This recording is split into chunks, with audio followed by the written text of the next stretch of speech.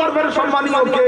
আল্লাহ পাক বলেন, শোনো, আমার কাছে না দেশ, না রাষ্ট্র, না রাজ্য, না শহর, না নগর, না চেহারা, না সম্পদ, ইন্না আকরামাকুম ইনদাল্লাহি আতকাকুম।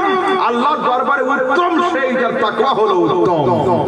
আল্লাহর দরবারে উত্তম সেই যার তাকওয়া উত্তম, যার পরহেজগারি উত্তম, সেই হলো খোদার দরবারে উত্তম। ফের প্রশ্ন আসবে মাথাতে, আমাদের নবী সাল্লাল্লাহু আলাইহি ওয়াসাল্লামের হায়াতে জাহিলি কতটা ছিল? কতটা? হ্যাঁ, কতদিন রাসূল ছিলেন দুনিয়াতে? হ্যাঁ, 63 ইয়ার্স, 63 বছর। এখন আমাদের হায়াত কিন্তু কমে গিয়েছে। আমাদের সমাজে দেখবেন 60, 70, 80 প্লাস বা মোর দ্যান 100 খুঁজে পাওয়া মুশকিল হয়ে যাচ্ছে, 100 প্লাস। কিন্তু আগের যুগের নবীদের হায়াত লম্বা ছিল, তাদের উম্মতিদের হায়াত লম্বা ছিল। তো যদি কাউকে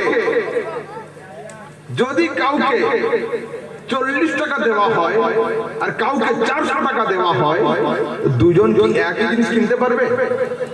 না, একজনের কাছে আছে 400, আর একজনের কাছে আছে কেবলমাত্র 40।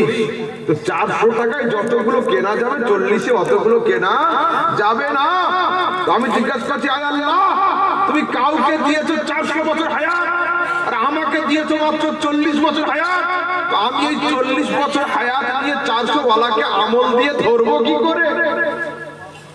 একটা লোক বের হলো মোটরসাইকেল নিয়ে, ওকে ধরার জন্য বের হয়েছে একজন টোটো গাড়ি নিয়ে। তো টোটোওয়ালা কি মোটরসাইকেলকে ধরতে পারবে? না। একজন বের হয়েছে কেটিএম মোটরসাইকেল নিয়ে আর আরেকজন বের হয়েছে বাজাজ প্লাটিনা নিয়ে। তো প্লাটিনা ওয়ালা কি কেটিএম ওয়ালাকে ধরতে পারবে? না। কেন? যে গাড়ির সিসি বেশি হয়, হর্স পাওয়ার বেশি থাকে, ওই গাড়ি দ্রুত চলতে পারে। তাই আল্লাহ